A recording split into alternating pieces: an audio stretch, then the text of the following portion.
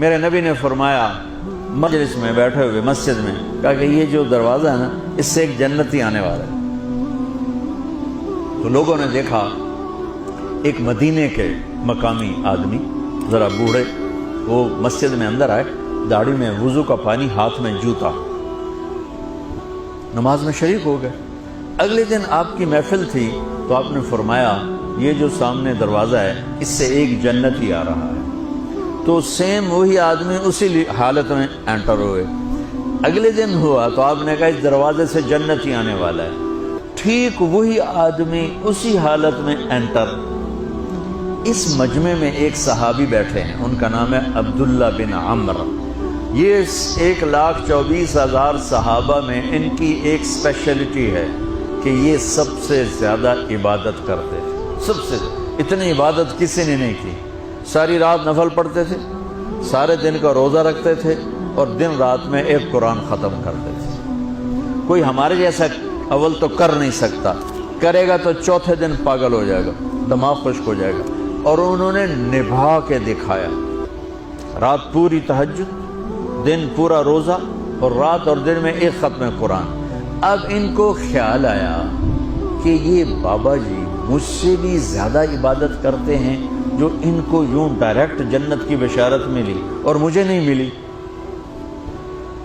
تو میں دیکھتا ہوں یہ کون سی عبادت کرتے ہیں۔ کیا یہ ساری رات سجدے میں پڑے رہتے ہیں، رکوع میں کھڑے رہتے ہیں، قیام میں کھڑے رہتے ہیں، کیا کرتے ہیں؟ تو ان کے پاس پہنچ گئے، چاچا کہ تھوڑا والد صاحب کی ناراضگی ہے، دور رہنا چاہتا ہوں، 2-3 دن ٹھہر جاؤں آپ کے پاس؟ ہاں ہاں ہاں بیٹا آ جاؤ آ جاؤ آ جاؤ۔ اب عشاء کی نماز کے فوراً بعد انہوں نے چادر اوپر لی اور چادر میں یوں سوراخ کیا اور یوں لیٹ کے دیکھنے لگے کہ اب یہ بزرگ کیا کرتے ہیں۔ بزرگ تشریف لائے، سرانے پہ سر رکھا، اللہم بسمک اموت و احیا، سونے کی دعا پڑھی، اور تھوڑی دیر بعد خراٹے آتے۔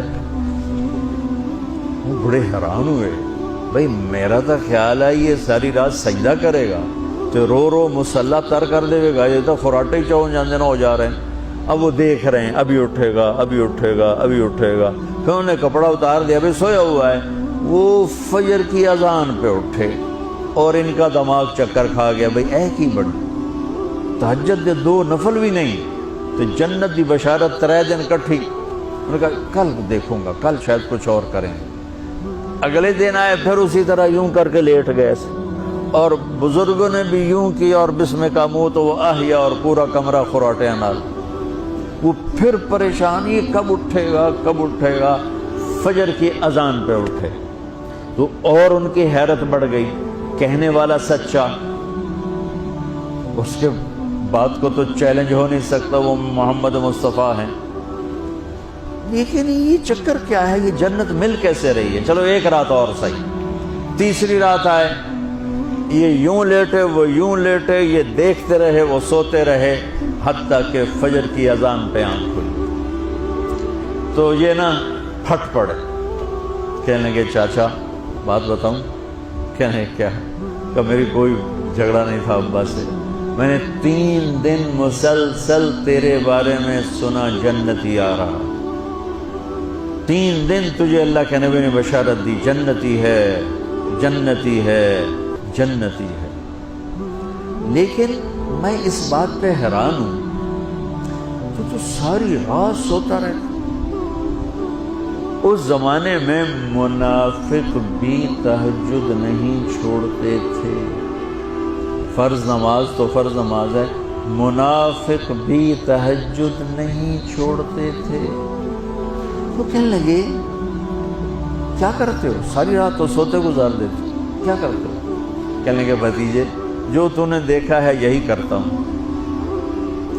اب یہ پریشان ہے کہ اللہ کے نبی کی بات کو تو چیلنج ہو نہیں سکتا، اور جس کو بشارت دی ہے انہوں تے فٹ نظر نہیں آ رہی کہ کیسے 2 نفل آج کہ نیک لوگ تہجد نہیں چھوڑتے۔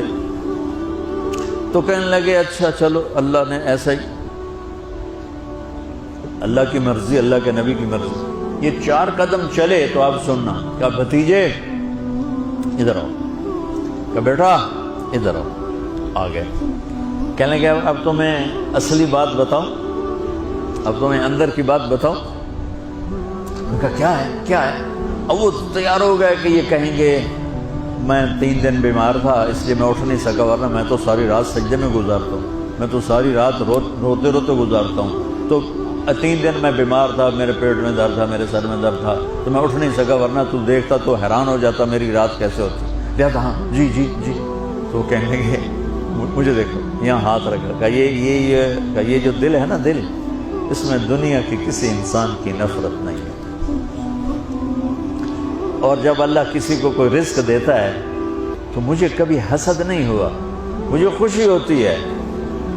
تو ان کی جو باڈی لینگویج تھی نا، حیرت میں ڈوب کے وہ کہتے ہیں ہاں بات ہے، سمجھ آ گئی، یہی سے انہوں نے ایسا نہیں کیا، وہ کہنے لگے ہاذا ہوا، اچھلے اپنی جگہ سے، ہاذا ہوا، یہ چاچا اب سمجھ میں آ گیا، سمجھ میں آ گیا، یہی ہے جو آپ کا سینہ اللہ نے پاک کر دیا ہے، اس پر آپ کو جنت ملی ہے۔